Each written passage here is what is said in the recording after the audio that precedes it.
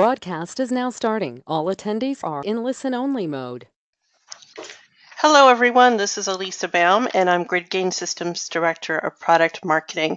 We'll begin in just a moment, but first I'd like to conduct a bit of housekeeping. First, could you please raise your hand using the hand icon located in the GoToWebinar control panel to let me know if you can hear me. And I'm going to check to see if you're hearing me. I see hands. Great. Next, during this webinar, you will be on mute, but should you have any questions during the discussion, please go ahead and enter them in the questions field within the control panel. And at the end of the webinar, we'll take time to answer as many questions as possible. In addition, a recording of this webinar will be made available to everyone within 48 hours, and I'll also send out the slides. Today's webinar is a part one of a three-part series. We'll be posting the third part soon, but part one is adding speed and scale to existing applications with no rip and replace using Apache Ignite.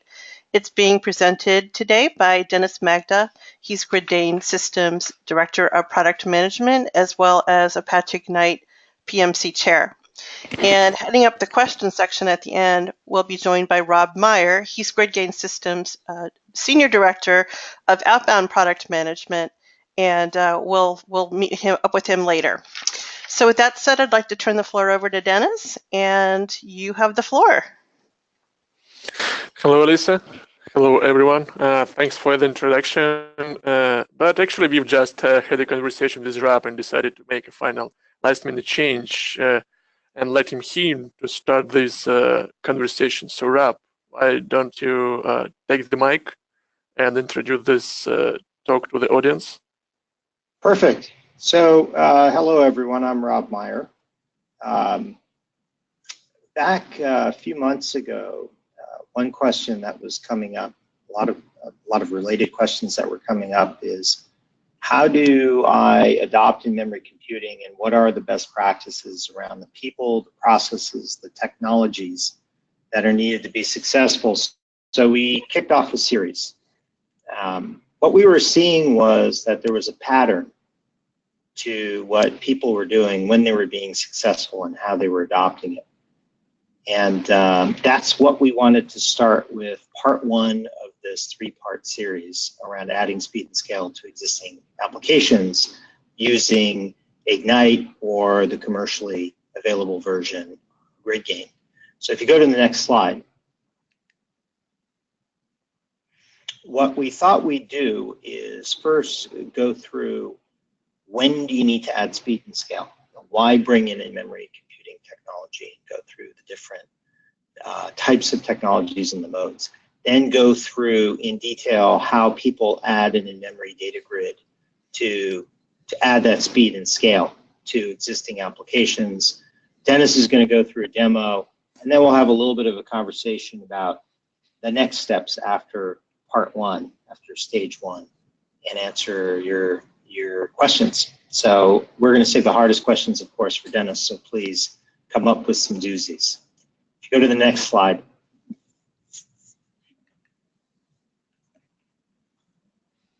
This whole conversation came up again when we were looking at how companies were being successful, when others were asking us, well, how do they do it? We realized that if you forward on a couple more, I think this is an animated slide. Keep going, keep going. We're good. We realized that the first step that most companies were doing was adding an in-memory data grid as in-memory computing technology and sliding it in between their existing apps and databases.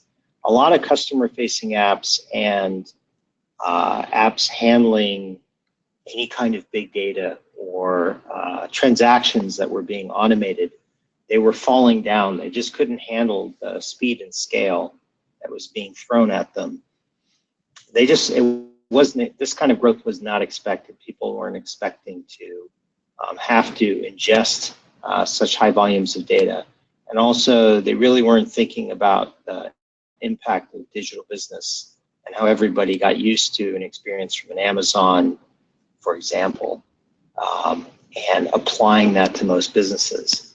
So rather than throw money at scaling up the existing applications, spending on expensive hardware to scale up and on additional database licenses, people started adopting in-memory data grids to scale out on lower cost hardware, and also to give themselves a footprint for the future, a way to expand into the new types of applications they needed to add to keep improving the customer experience, because that was really what these initiatives were all about. The reason these applications, the customer-facing applications, were falling down in the first place was to improve the customer experience.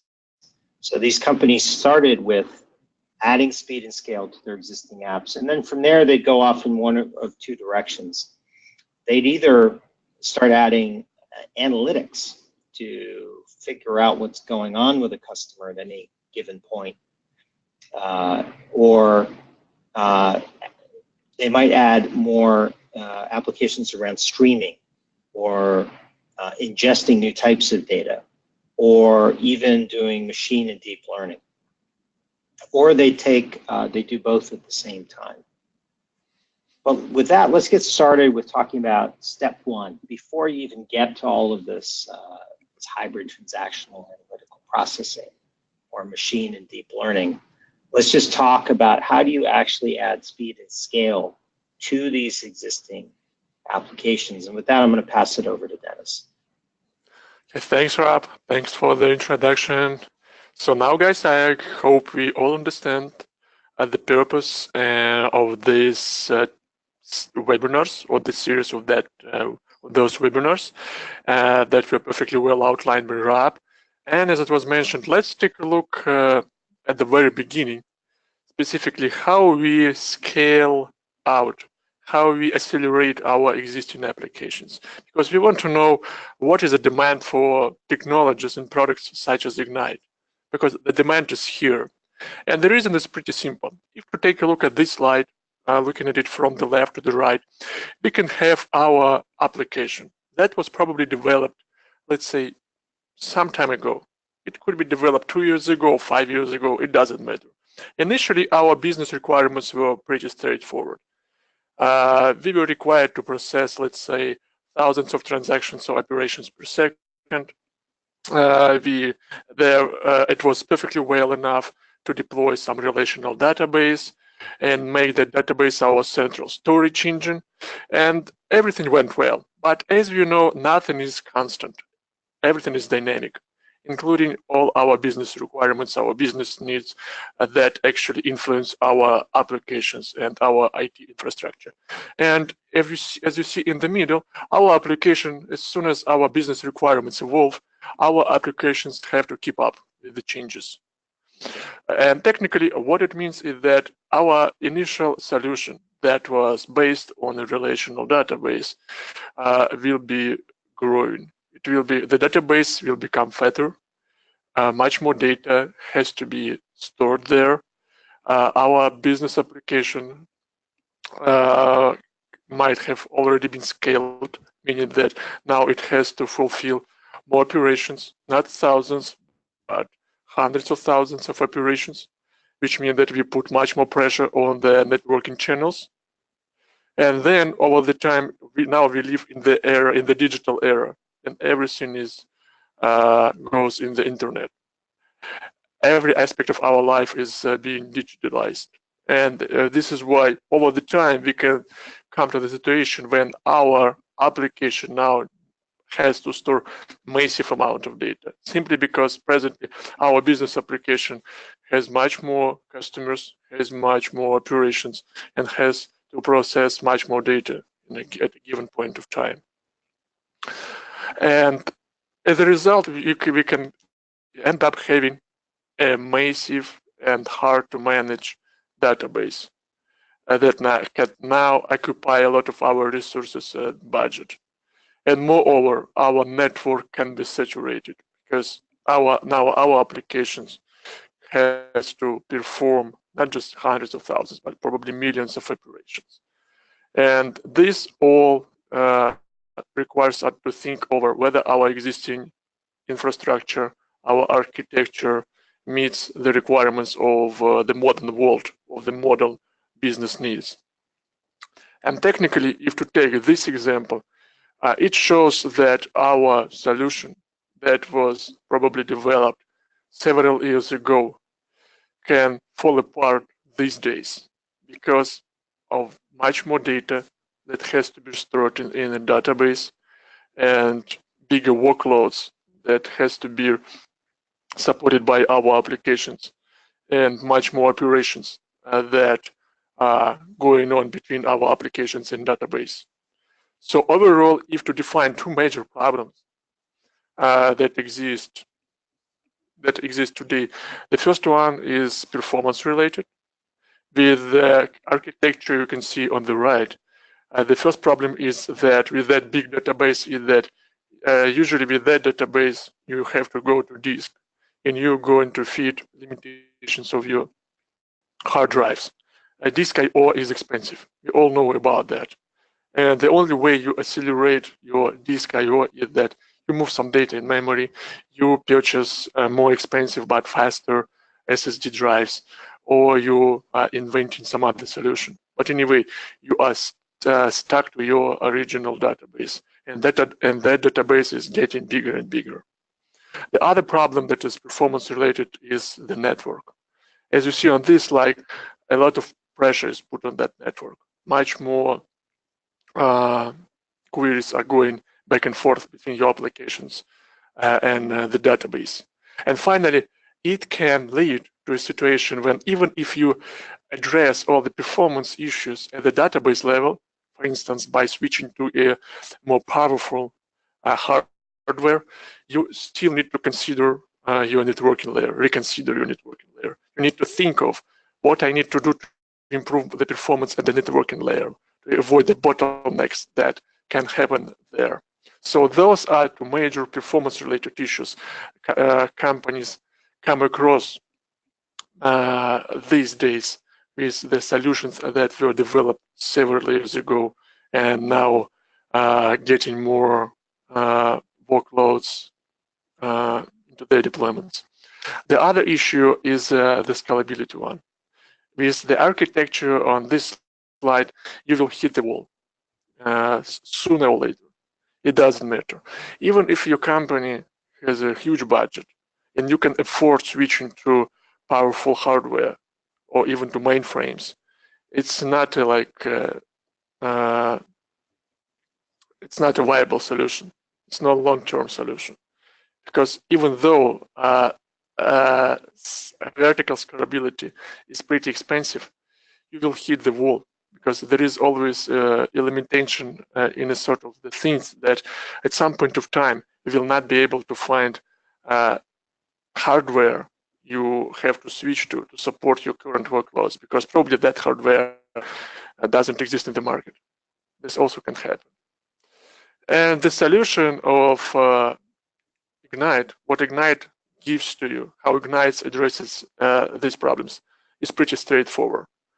Rather than trying to scale up your architecture by migrating to new hardware, by moving your single node database from one machine to another, and by constantly upgrading your network, you can deploy scalable and highly performance distributed solution, such as Apache Ignite. And when we talk about Apache Ignite, so Apache Ignite is defined as memory-centric database caching and processing platform. But at the same time, under this high-level definition, I can define three primary usage scenarios of Ignite. So the first one is Ignite as the pure in-memory storage. So in that scenario, we don't bother about the durability. We don't care if our data goes away, if our Ignite cluster goes down. In that scenario, we just want to get all our data in memory and run our computations, run our analytics, run our real-time streaming processing. And in that scenario, you are getting the fastest way possible to process your data, because all the data is in memory and all the data is distributed across the cluster. And here is all of these usage modes, we are able to scale out our solution. We don't need to scale it up. The next one is the topic of our today conversation is Ignite is in-memory data grid. In that scenario, we already have some existing infrastructure, some existing solution, like the one that was discussed a slide ago. For instance, if you have an application that interacts with a relational database, and now you are hitting the wall with that database and with your networking layer, because now your database becomes too massive to store all the data. Your network can't longer process all their queries that are going back and forth between your application and database. Here is when you can take Ignite and deploy it in between your existing applications and your database. And we're going to dive into the details of this solution in a couple of minutes. And final thing, Ignite as a memory-centric database. In that scenario, Ignite is used for greenfield applications, or I would also call them modern applications, when companies start using distributed solutions, distributed databases, distributed in-memory computing platforms from the very beginning of a project or application lifecycle. And here is Ignite provide you it provides you all the same APIs you need to do your operational analytical complete all your operational analytical operations, but also it enables you with both in-memory storage and disk storage. So let's now dive into the topic of Ignite as a memory data grid. So let's explore how we add speed and scale to our existing applications, such as the one that we reviewed a couple of minutes ago. And in memory data grid use case is pretty straightforward. I hope everyone on this line heard about distributed caches. There are many distributed caches in the market. The most famous ones are Redis, Memcache, and many others. And they are known for a pretty cool thing the products do. It's really straightforward to use them as a caching layer, as a distributed cache for your applications. And to be more specific, as a cache-side cache, meaning that there is probably some primary relational database that is deployed and used by your application directly, and there is a Redis deployed aside. And you just need to make sure that all the data stays in sync between your relational database and Redis. But anyway, so with that scenario, you can significantly boost performance of your existing applications, but it might be painful for you because you have to keep in sync both data storages from your application layer. But when it comes to in-memory data grid, I would define in-memory data grid as a distributed cache with brains, because it allows you to achieve the following benefits that you can see below on this slide. First, it allows you to deploy the in-memory data grid in between your applications and database. And in that configuration scenario, Ignite will keep in sync all the data between your Ignite in-memory cluster and your disk-based database. So your applications don't need to worry about synchronization. Your applications from that point interact directly with Ignite, and Ignite pushes all the changes, or like we say, writes through all the changes to your database, as it's shown here.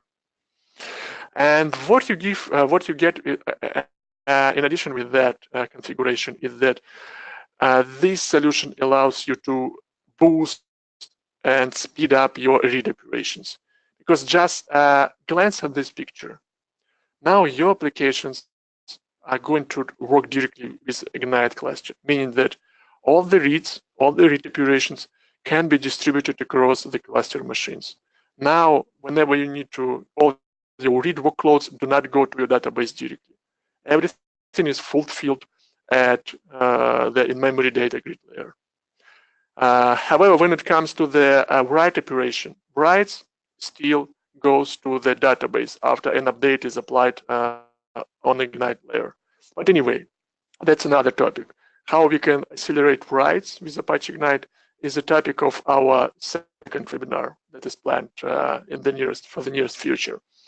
And also another benefit of this configuration, another benefit is the allocated processing. In a couple of minutes, we will see that with in-memory data grids, you give an ability not just to run convenient and well-known queries when you just need to send the query to your cluster and get a result back from your cluster, but you can do the allocated processing, meaning that instead of moving data from your cluster to your applications, you can move logic to your cluster and run that logic on the cluster side to avoid data movement between your cluster and applications, so that your network is not saturated, so that you can use your network for other needs. And now let's, so that's a general overview of in-memory data grids.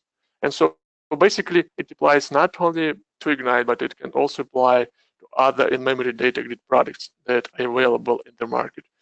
Because as I said, still, when you hear in-memory data grid, think of distributed cache with brains that uses RAM as a primary storage and disk as a backup copy. And usually the disk is something that you used before. It can be your relational database, as in this example, or it can be your NoSQL database, such as Cassandra or MongoDB. But the overall point of in-memory data grid is to bring speed and scale to your existing applications.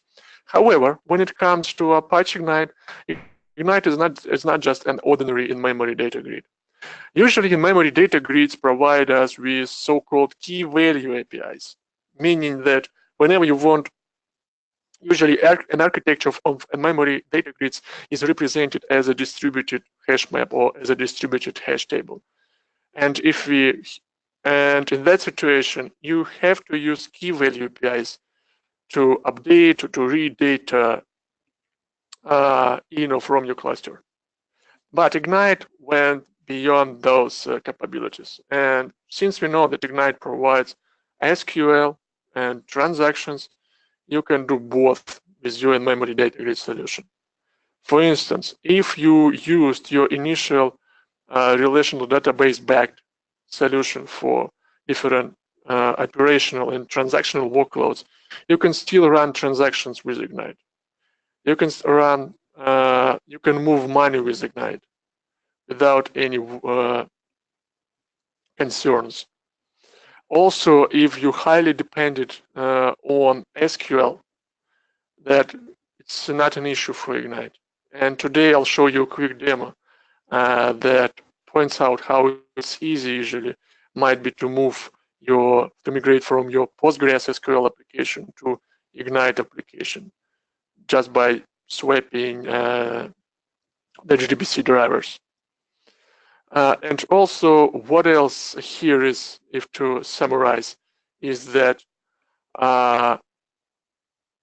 again, you as an application developer don't need to think about data synchronization between your Ignite cluster and your relational database, for instance. Why? So that every update that comes to your cluster gets propagated to your database. And the same is true for your transactions. If you transact in Ignite, then all the changes will be transactionally committed both to your existing database and to Ignite as a in-memory data grid. And now let's just review some of the main features that we find to be used in Ignite when it's deployed as a in-memory data grid. So I don't want to spend a lot of time talking about key value APIs because it's really straightforward to grasp them. But what what distinguishes Ignite from the other in-memory data grid vendors is its distributed SQL engine. So you can still have the same Ignite cluster deployed over your existing database, and then you can run your SQL queries. You can run select queries. You can do aggregations, filtering, ordering. You can do joins. And also, if your application depends on a SQL. You can update the data with Ignite. You can do updates, inserts. You can even create tables. You can drop indexes, whatever you need. So actually, that interface allows us to use Ignite as an SQL database. But at the same time, nothing prevents us from using it in our Ignite as a memory database scenarios. The only one difference here is on this slide, we can see that Ignite's own persistence is enabled. But you can freely use your relational or NoSQL database as a persistence layer. The only one requirement that is related to SQL that would be enforced in that scenario is that if you'd like to run select operations in Ignite, read the data using select operations, then all the data from your third-party database has to be preloaded into the Apache Ignite cluster, because Ignite doesn't run SQL, its SQL queries over the data that is stored, let's say, in Oracle or somewhere else. So if you do SQL with a memory data grid scenario, then make sure all the data is preloaded in RAM. However, like as it's shown on this diagram, and we are going to discuss this in our next webinar, if you use Ignite persistence, then for sure you don't need to have all the data in memory to do SQL queries. You can store in RAM as much as you can afford. Next, when it comes to the collocated processing, because that's also one of the things that distinguishes Ignite and memory data grids from distributed caches. The collocated processing concept is similar to the MapReduce paradigm of Hadoop ecosystem. So the idea is pretty simple. We know that in Hadoop became so successful because it solved a pretty straightforward thing, kind of a big deal problem. As you know, that Hadoop deals with analytical operations.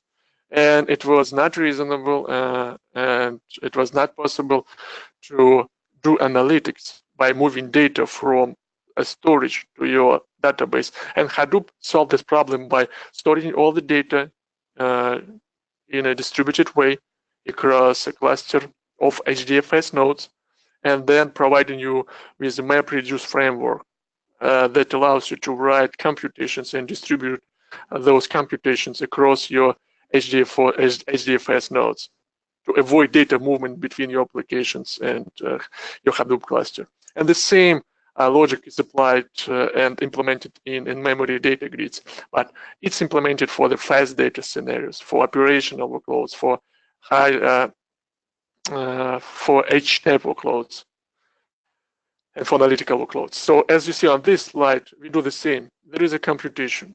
We split this computation possibly on several subtasks, and every task might be executed on a specific cluster node. It's up to you. It depends on the logic, but the overall idea is pretty simple.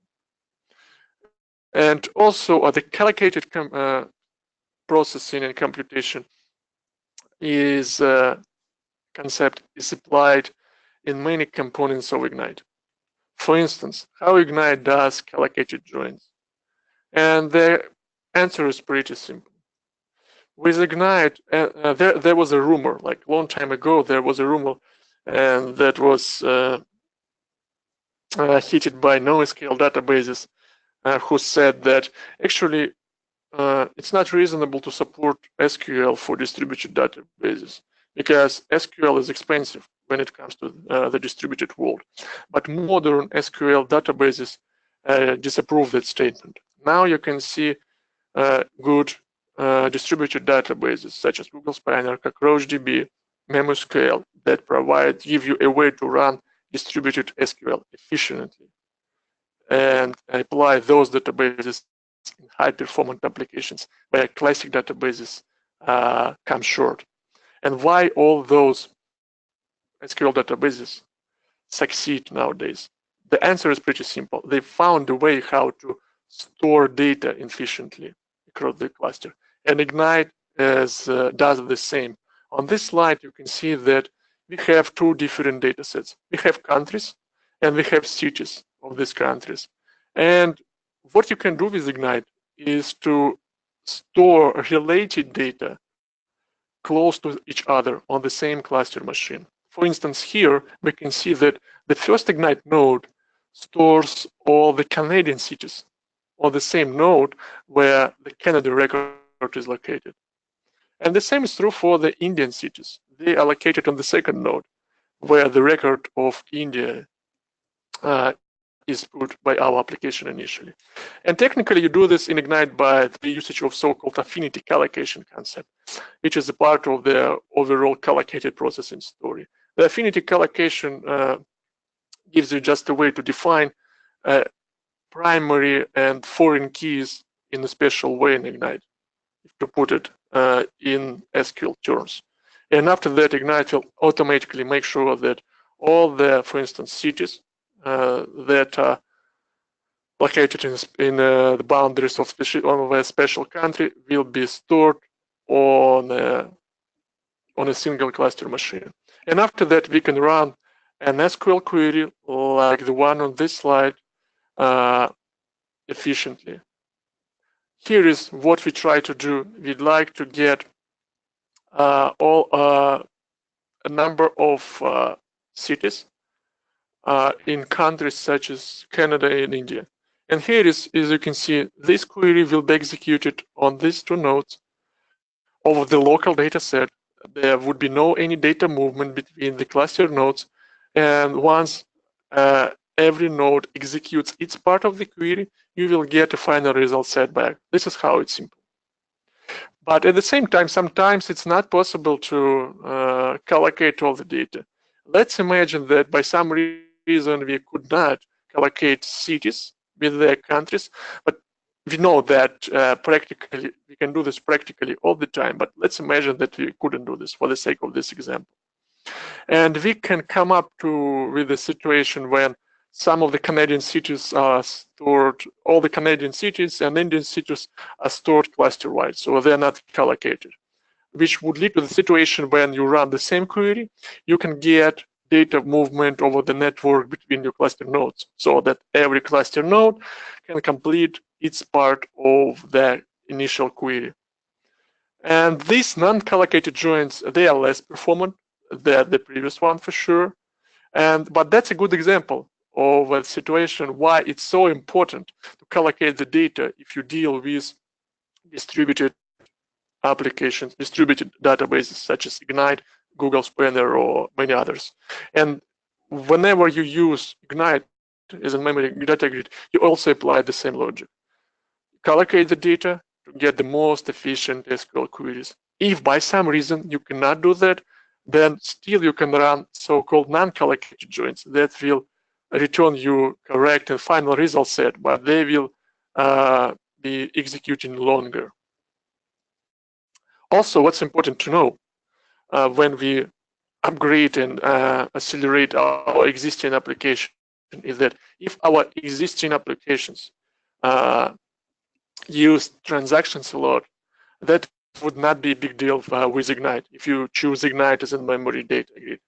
Because Ignite goes with its own distributed ACID transactions. You can do pessimistic transactions, you can do optimistic transactions. We support and implement two-phase commit protocol that works seamlessly from RAM to disk. And as I said before, we are talking about the existing applications right now. If you do transactions in Ignite and you have, let's say, Postgres, Oracle, or other relational database, all the changes will be transactionally committed to both, let's say, Oracle and Postgres and to Ignite. If a transaction failed, let's say, at Postgres SQL level, then nothing will be committed at the Ignite level. So the data will stay consistent, and Ignite ensures that. And also, there are some other cool features in Ignite. You can do deadlock-free transactions if you use optimistic and serializable mode. And you can run different deadlock detection techniques that help us to debug and troubleshoot distributed deadlocks that sometimes can happen because of some application logic. But anyway, so the overall upshot of this feature is that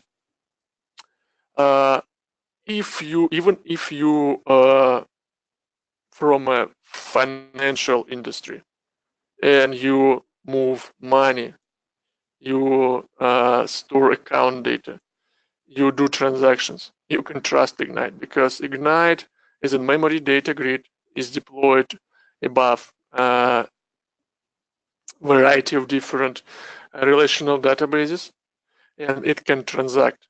And with Ignite, many financial systems and banks and institutions move money. So banks trust Ignite. So, and this is why it's totally safe to accelerate your existing applications by deploying Ignite in between your database and your applications that need to have transactions, SQL, and now they're just looking for scalability and better performance. Now let's do a quick demo, because we learned a lot so far, but now it's time for practice. And I'd like to show you how to do this migration by taking a simple application as an example. For instance, here is I have my PostgreSQL database deployed. So I have that database that we discussed so far. So I have cities, countries, and country language. So for instance, we can see how many from city, limit 10. There are many cities, so we have all the cities from all the countries, and we have population here. You can download this database from the internet, is available for free, and also imagine that I have this database running and I do some operations with that data. Now my goal is to accelerate PostgreSQL with Ignite. So first thing that I have to do is to stick Ignite together with the database. So to do that, Ignite provides us with a simple thing. You can import database schema from SQL database, like PostgreSQL, and turn that schema into a special Ignite configuration. So let's do it right now. So I'm using console, Ignite Web Console, or here is I'm using GridGain Web Console that goes with extra enterprise features added to Ignite Web Console. And here is I'm connecting to my local PostgreSQL database. I want to import schema stored in the public. And yes, I want to look into these tables and generate configuration. Here is we can just click it through and generate configuration for Ignite configuration for those tables. So here is I can see that we created similar related for every table that I have in my PostgreSQL database. Web Console created a special caches and model classes in Ignite. So here is, if you go to the caches tab, you will see that now for every PostgreSQL table, we would have a cache in Ignite. So Ignite will store all the data in memory in distributed caches.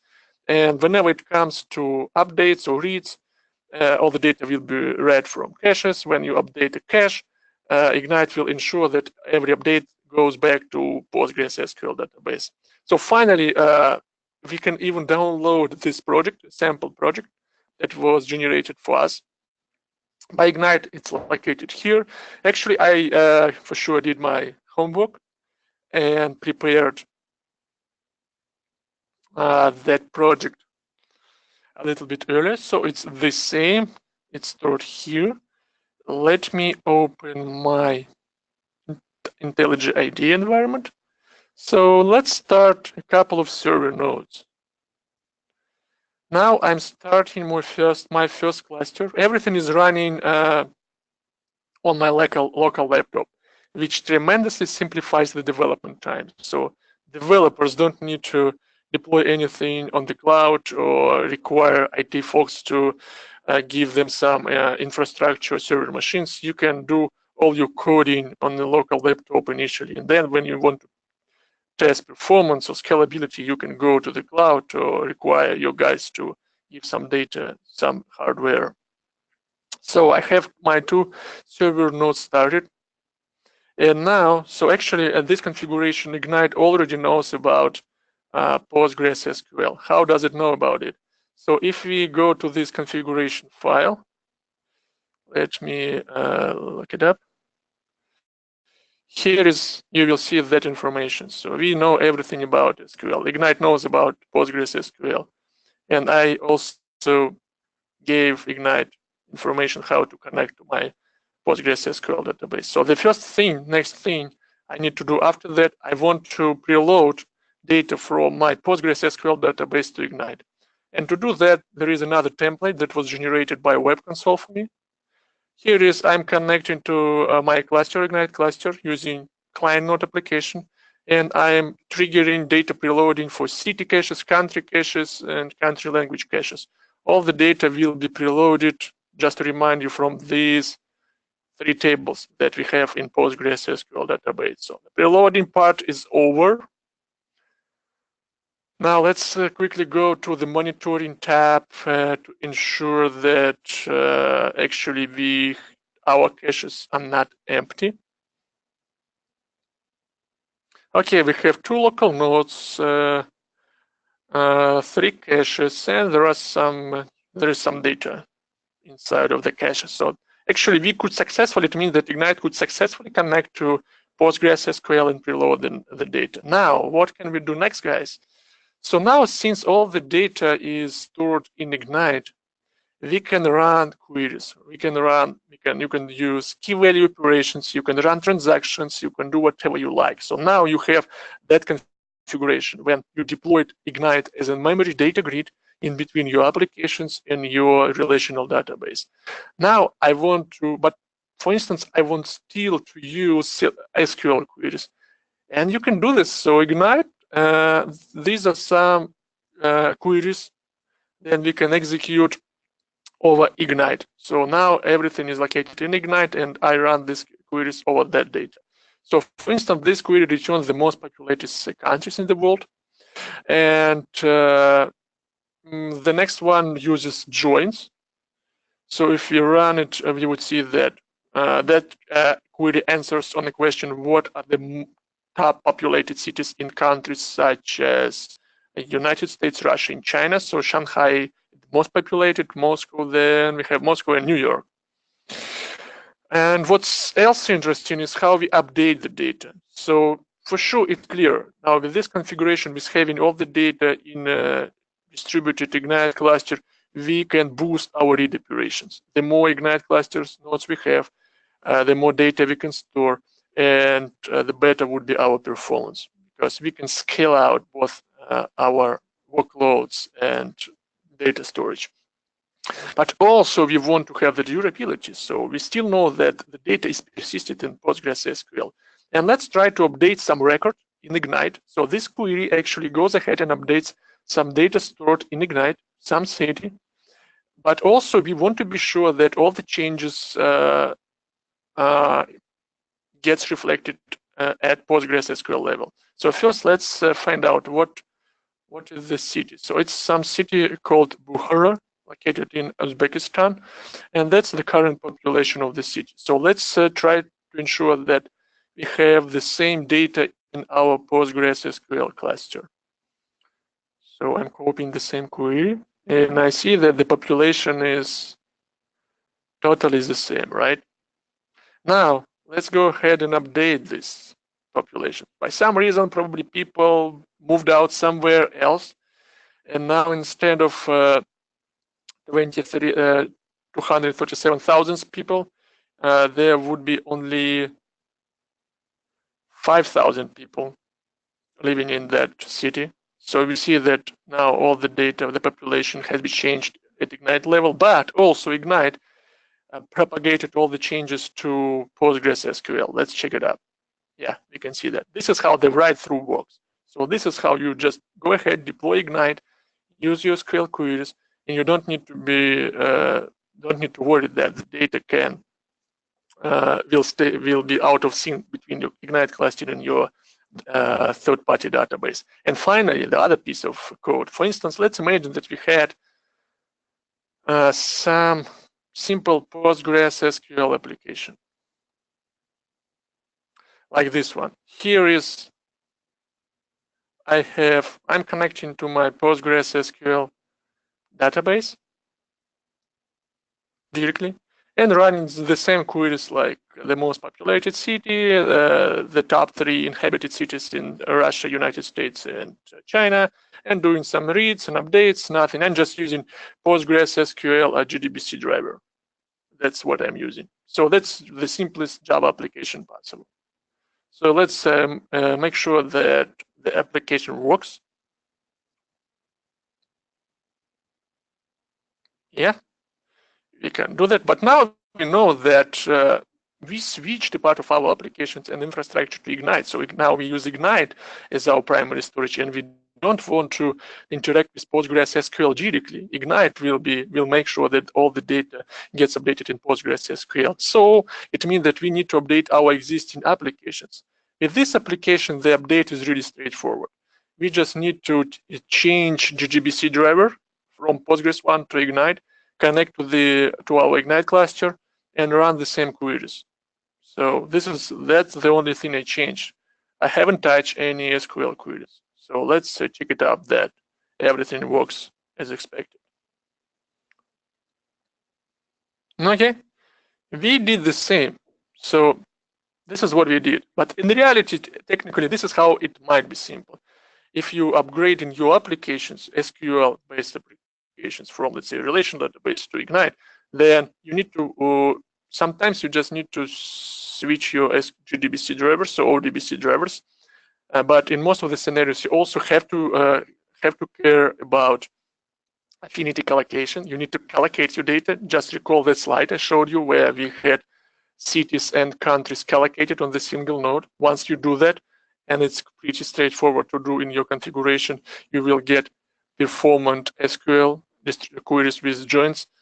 And technically, and also if you use some, database specific operators of your Postgres, SQL, Oracle, you also need to switch to standard functions that are available in NC99 specifications supported by Ignite.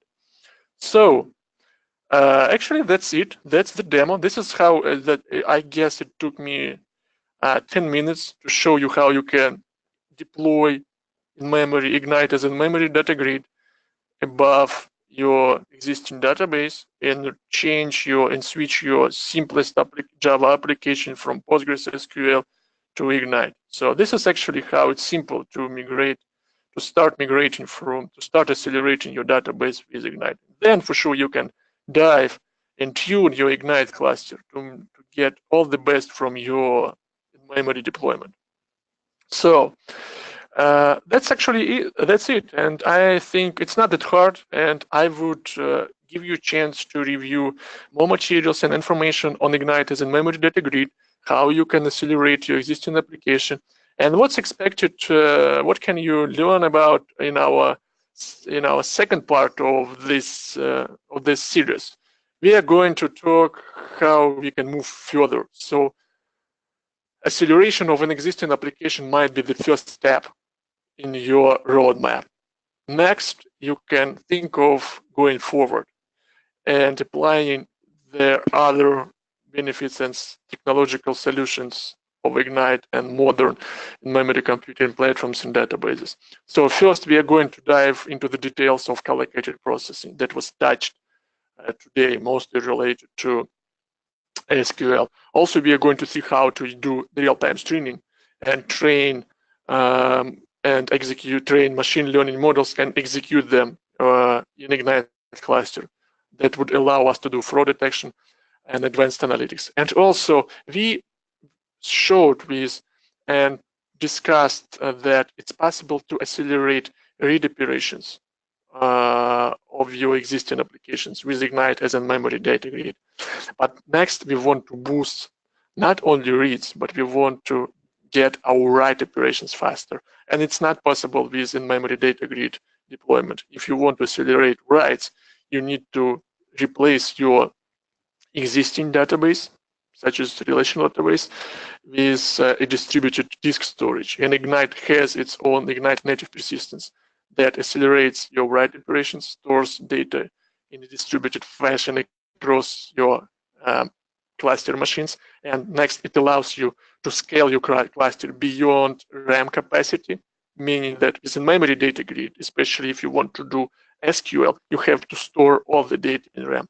Once you switch to Ignite own persistence, you don't need to put all the data in RAM, which means that you can go and scale beyond RAM capacity. You can store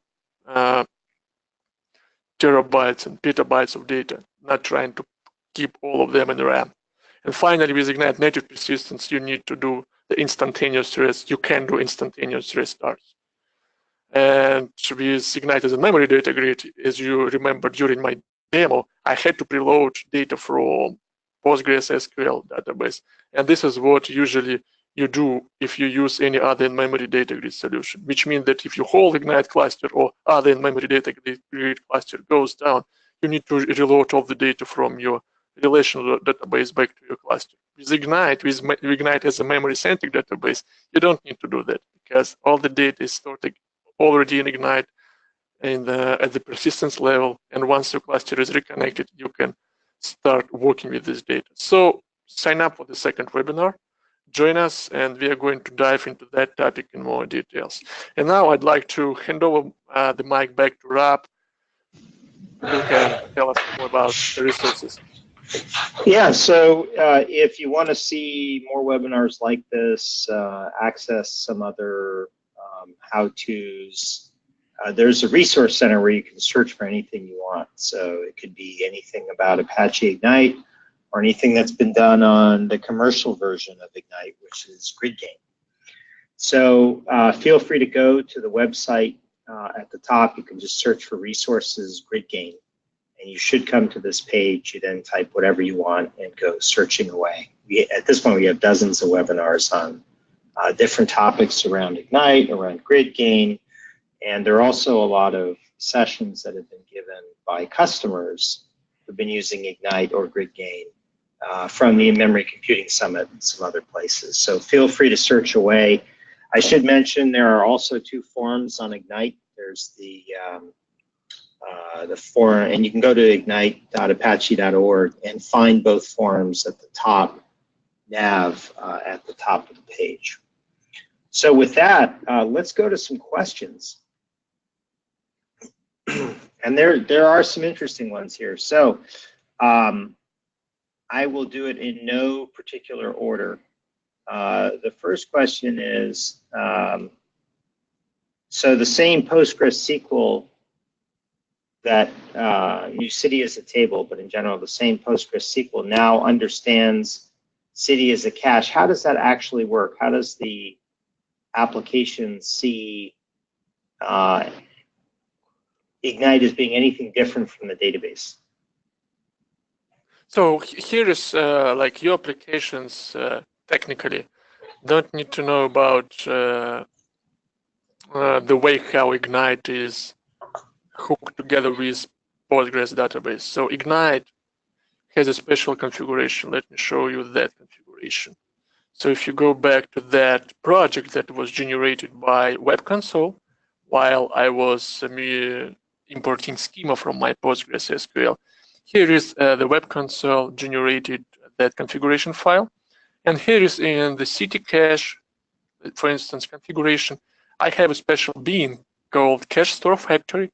And this cache store factory defines special JDBC related parameters that connects Ignite city cache to city table of Postgres database. So that's just Ignite magic. You actually, if you'd like to do this, you can do this configuration manually, or I would recommend you to do it the way I did it during the webinar. Just go to Web Console and import this schema and get this configuration ready. So that's all. Then on your application side, I showed that my simple application, I just technically, instead of Postgres database, using Ignite 2.4, I'm using, but before I used Postgres JDBC driver of version 8.4, and also I decided to switch to Ignite JDBC driver. That's what I did in my application, but also that was a pretty straightforward. So the intention was to show you how it's simple to migrate without affecting your source code of your applications. But also what you need to keep in mind as I said before, is the affinity collocation of your data. Because in PostgreSQL, all the cities, countries, and are stored on the same physical machine. In Ignite, they will be distributed, which means that you need to be sure that the related data are stored on the same machines. Like all the Canadian cities are stored on the same machine. And it's really straightforward to do this with Ignite by utilizing affinity keys. So you can just read more about them on our documentation. Yeah, so to summarize, basically the application doesn't know that Ignite even exists in a way. All it knows is it doesn't really know even that it's using a different JDBC or ODBC driver.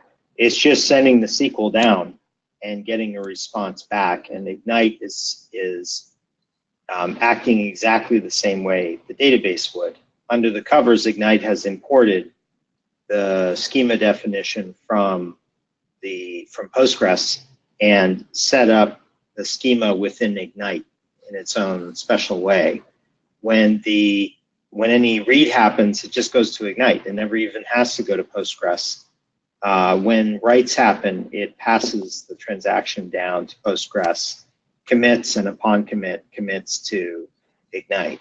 Now, a related question to this is, what if I'm batch updating Postgres? Is there a way to batch update Ignite to refresh the cache, essentially? Because this is the one exception where you haven't actually gone through Ignite to update the database.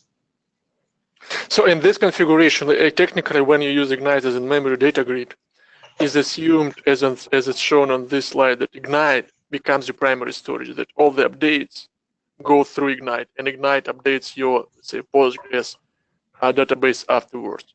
But if you decide to update your Postgres database directly, which might be the case if you're upgrading, let's say, huge solution that consists of many applications, so that when some applications are already talking to Ignite while the others need to talk to Postgres, you need to use different data capture solutions on PostgreSQL level. For instance, if your PostgreSQL database gets updated, you need to get those updates for using Oracle Golden Gate or other solutions and move that data to Ignite cluster. So technically it's possible, but Ignite doesn't provide anything out of the box. GridGain has Oracle Golden Gate integration that keeps track of all the changes that happen, let's say, at Oracle, Postgres, and MySQL level, and sends all those changes to your GridGain cluster.